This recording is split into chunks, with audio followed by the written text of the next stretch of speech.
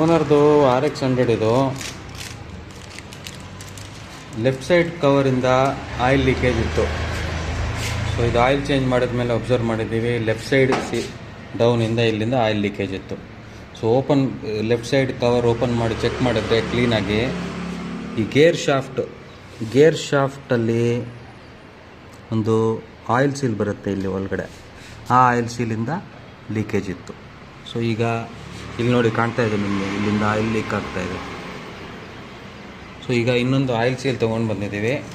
ಇದರಲ್ಲಿ ಬರೋದು oil seal number 1127. ಈಗ ಈ ಆಯಿಲ್ ಸೀಲ್ ಹಾಕ್ತಾಯಿದ್ದೀವಿ. ಆಯಿಲ್ ಸೀಲ್ ಹಾಕಿದ್ಮೇಲೆ ಗಾಡಿ ಸ್ಟಾರ್ಟ್ ಮಾಡಿ ಚೆಕ್ ಮಾಡಬೇಕು ಲೀಕೇಜ್ ಸ್ಟಾಪ್ ಆಗುತ್ತಾ ಹೆಂಗೆ ಅಂತ. ಮಾಡ್ತಾಯಿದ್ದೀರಾ ಮಾಡಿ. ಸೊ ನಮ್ಮ ಎಕ್ಸ್ಪರ್ಟ್ ಮೆಕ್ಯಾನಿಕ್ ಇದ್ದಾರೆ RX ಅವರು.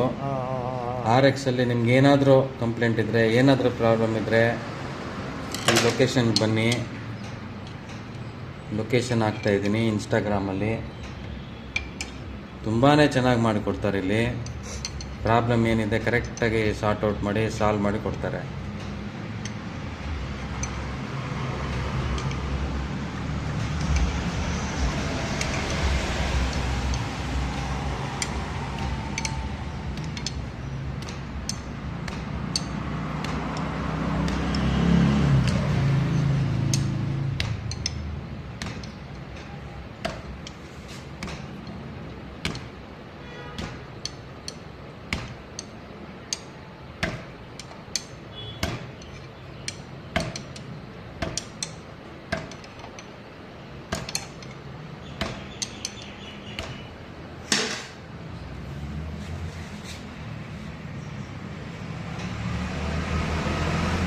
ಆಯಿಲ್ ಸೀಲ್ ಹಾಕಿದ್ದೀವಿ.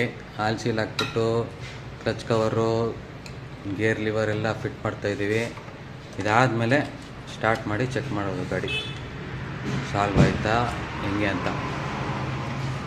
ಸಾಲ್ವ್ ಆಯ್ತು ಅಂದರೆ ಸೊ ಗಾಡಿ ಸ್ಟಾರ್ಟ್ ಮಾಡಿ ಚೆಕ್ ಮಾಡಿದ್ದೀವಿ. ಸ್ವಲ್ಪ ಓಡಿಸಿ ಎಲ್ಲ ಈ ಪೋರ್ಷನಲ್ಲಿ ಲೀಕೇಜ್ ಬರ್ತಾಯಿತ್ತು ಇಲ್ಲಿ.